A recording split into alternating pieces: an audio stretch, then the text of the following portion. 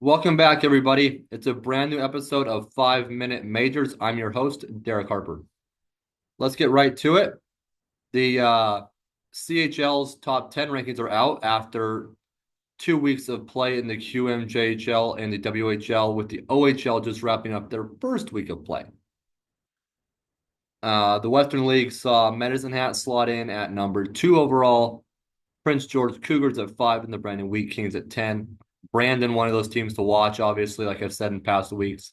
They seem to have some really good players, and I think they're going to be an exciting team in the few years to come. So definitely something to keep your eye on there.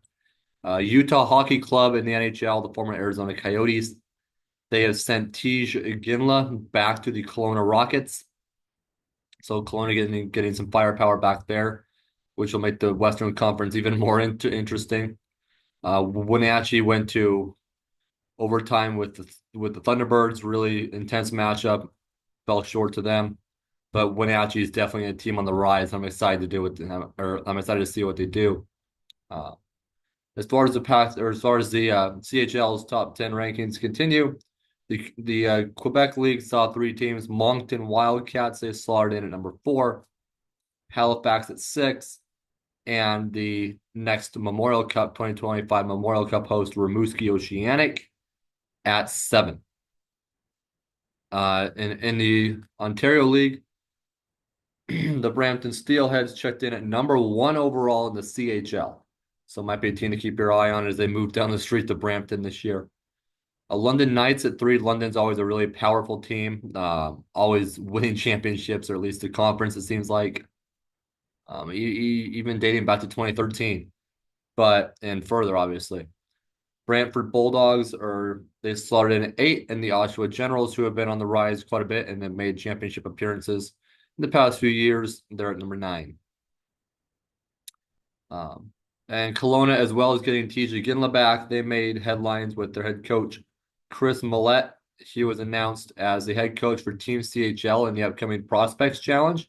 He's joined by Gordy Dwyer, an assistant coach from the Quebec League's Acadie Bathurst Titan, and Ryan, I hope I pronounced this correctly, Ulahen, assistant coach from the North Bay Battalion.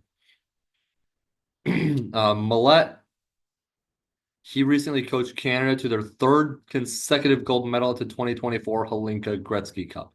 So really, really good coach there. The Spokane Chiefs also making news. Shea Van Olm was announced as their Ironworker of the Month.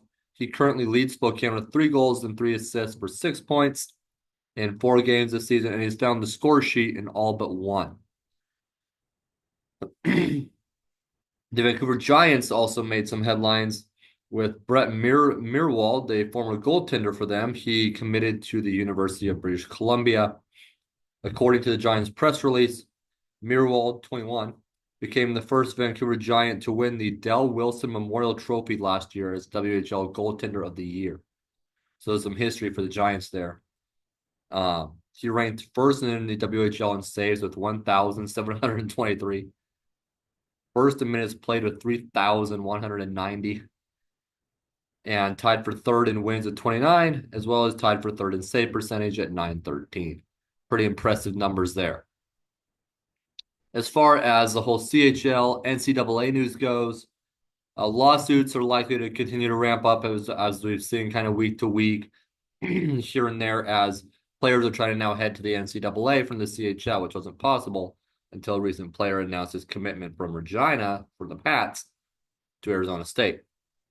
So it'll be interesting, and I believe there's another lawsuit that has come out. So players are seemingly now suing, and I assume we'll see a resolution to this in the coming weeks, coming months. But all signs are likely pointing to players being able to play at this NCAA level after their time in the CHL. So we'll see. We'll keep you updated on how that all goes.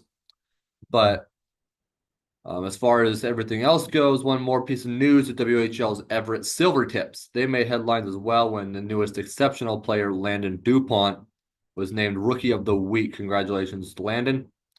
He had a pair of assists in their game Saturday in their 8-2 victory over the Portland Winterhawks. He had another assist the following night in their 6-3 victory over the Kelowna Rockets. Now, obviously, Kelowna got TJ Ginla back, so they're going to get a little more firepower as NHL camps are really cutting down their players. So we'll see what happens there and throughout the major junior circuit. Until next episode, I'm Derek Harper.